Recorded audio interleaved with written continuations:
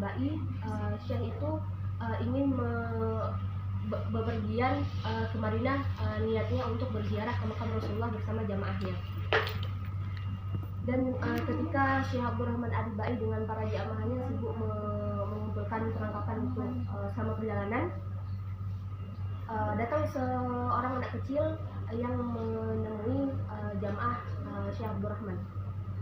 Dan kemudian anak kecil itu bertanya kepada jamaah, mengutarakan keinginannya untuk ikut ke Madinah untuk berziarah ke makam Rasulullah.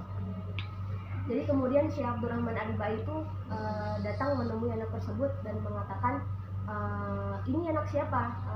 Syekh Abdurrahman tanya kepada jamaah, ini anak siapa? Apa yang dia inginkan di sini?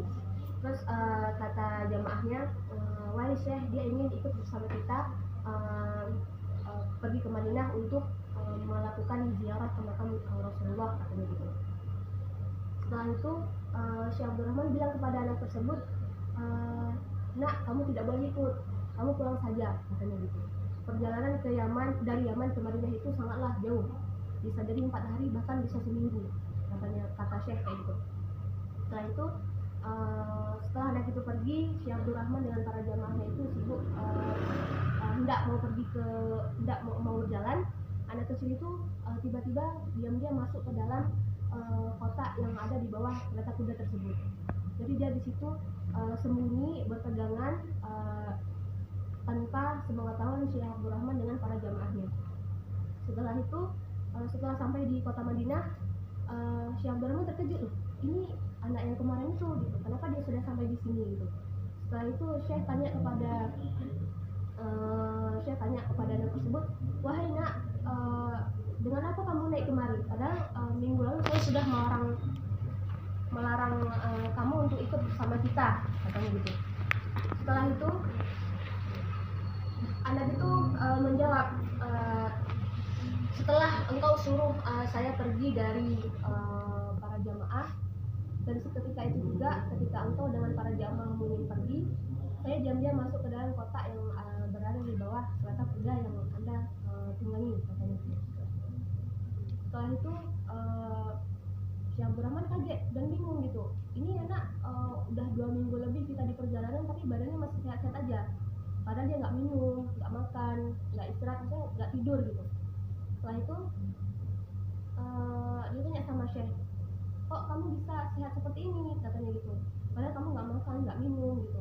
Terus anak itu seketika menjawab, wahai Syekh, sesungguhnya rasa lapar saya ini dan haus saya ini hilang karena begitu saya rindunya terhadap Rasulullah. Makanya saya ingin sekali berziarah ke makam Rasulullah sebelum saya meninggal, katanya gitu. Saya ingin sekali ikut tapi Anda tidak mengizinkan, makanya saya memilih jalan untuk bersembunyi di bawah kereta kuda Anda sehingga saya sampai di sini, katanya kecil itu. Setelah itu para jamaah dan Syekh terdiam. Setelah itu anak itu bertanya kepada Syekh, wahai Syekh, apakah pasir ini pernah diinjak oleh Rasulullah, katanya. Iya, pernah diinjak oleh Rasulullah. Seketika anak itu mengambil pasir tersebut dan mencium pasir tersebut dan merautkannya ke dalam ke mukanya. Berulang-ulang kali diciumnya pasir itu, dia rautkan ke mukanya. Setelah itu anak itu wafat, anak itu meninggal. Jadi Syekh Abdurrahman dikira para jamaah anak itu pingsan, rupanya anak itu meninggal. Jadi Syekh para jamaahnya menguburkan anak tersebut di luar kota Madinah. Dan Syekh Abdurrahman ini orang yang sangat rajin berziarah ke Madinah. Setiap tahunnya dia berziarah ke makam Rasulullah, dan setiap kali dia berziarah ke makam Rasulullah dan hendak juga berziarah ke makam anak tersebut, seketika setiap tahunnya itu makam anak tersebut tuh pindah, bergeser mendekati makam Rasulullah gitu. Jadi Syekh Abdurrahman hatinya tuh tersentak gitu. Ya Allah nak, padahal kamu sudah mati, padahal kamu sudah meninggal, tapi kerinduan kamu, kecintaan kamu terhadap Rasulullah itu sangat luar biasa. Bahkan kuburan kamu saja berpindah mendekati Rasulullah. Dan ustazah, mungkin terutama saya sendiri masih banyak kekurangannya. Mungkin mata ini masih sering melihat hal-hal yang buruk, tangannya juga masih belum bisa bersedekah dengan rutin gitu, terus kakinya juga belum bisa melangkah ke tempat-tempat yang baik gitu. Tapi yang padahal kita tahu gitu, Rasulullah itu menunggu kita di pintu surga, bahkan dia selalu menunggu umatnya ketika umatnya nanti di hari kiamat dia mahsyar, dia keluar dari surga itu hanya untuk mencari umatnya. Kamu umat siapa? Ditanya semua umat di situ, ditanya sama dia umat. Dan ketika salah seorang menjawab umat, dia tarik ke dalam surga, dia tarik semuanya gitu. Dan setelah itu bahkan Nabi juga bersujud lama sama Allah, minta sama Allah, sampai Allah bilang, wah Muhammad, ngapain kamu sujud lama kali kayak gitu, padahal kamu udah saya kasih surga, apa yang kamu inginkan, coba katakan biar saya kabulkan, katanya gitu. Ya Allah, saya tidak akan bangun dari sujud saya ini kalau engkau belum mengabulkan permintaan saya, katanya gitu. Dan Allah bilang, apa permintaanmu? Permintaanku adalah izinkan saya untuk menyelamatkan umat saya yang di dalam hatinya itu ada iman, walaupun imannya itu hanya sekecil biji kurma, katanya gitu. Iya, saya izinkan. Allah izinkan Nabi Muhammad langsung pergi ke neraka, minta sama malaikat menyelamatkan umat yang memiliki iman yang sebesar biji kurma. Setelah itu udah habis semuanya, dia kembali lagi sama Allah, dia sujud sama Allah, minta lagi sama Allah, ya Allah, saya sujud lagi sama Allah, dia berdoa, dia minta sama Allah agar menyelamatkan umatnya yang memiliki iman sebesar biji jagung, sampai dia minta kayak gitu. Setelah itu Allah izinkan dia balik lagi ke neraka, dia cari umatnya yang memiliki iman sebesar biji jagung. Setelah itu sudah habis, dia minta lagi sama Allah, bahkan dia minta lagi sama Allah, dia ingin menyelamatkan umatnya itu yang memiliki iman yang sebesar biji sawi.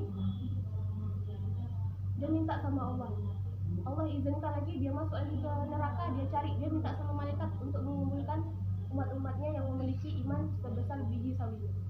Dan setelah itu dia masih juga minta sama Allah, dia sujud, dia nangis, bahkan dia nangis sama Allah untuk meminta izin untuk menyelamatkan umatnya yang di neraka. Dia bilang, ya Allah, demi kasih sayangmu kepadaku, saya ingin menyelamatkan umat saya yang dia tidak ada amal sedikit pun kecuali dia mengucapkan la ilaha illallah, katanya gitu.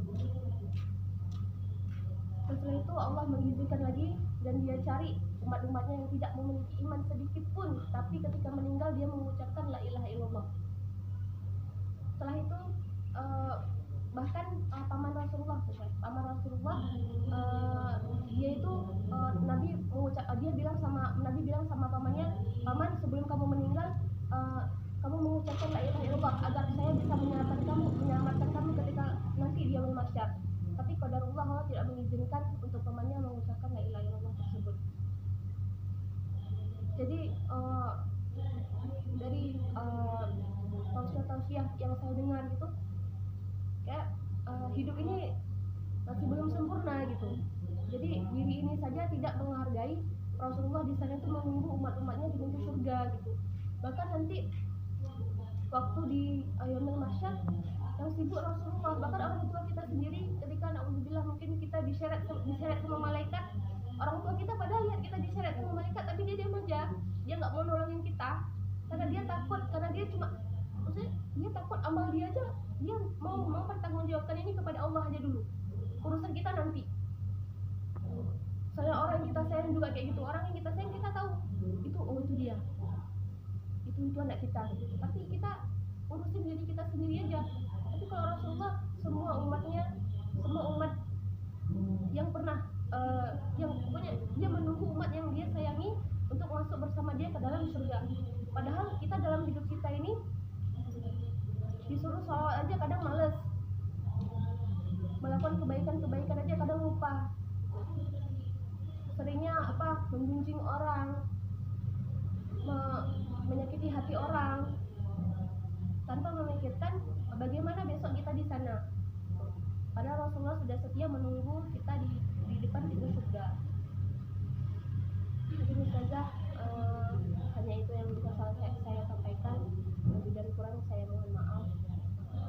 Mungkin ada tambahan dari saya dulu. Saya akhiri. Assalamualaikum warahmatullahi wabarakatuh. Waalaikumsalam.